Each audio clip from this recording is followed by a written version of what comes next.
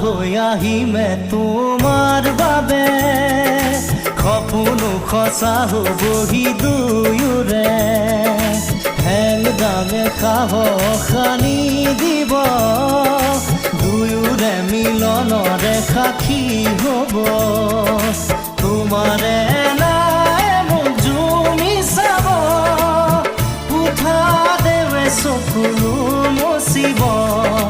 যাব যে তেওঁ কেৰি নাতিনিয়ে এশই গছি চাকিৰে ৰাতি জ্বলিব মলুঙে মন্ত্ৰ পঢ়ি পঢ়ি নাভাগৰিব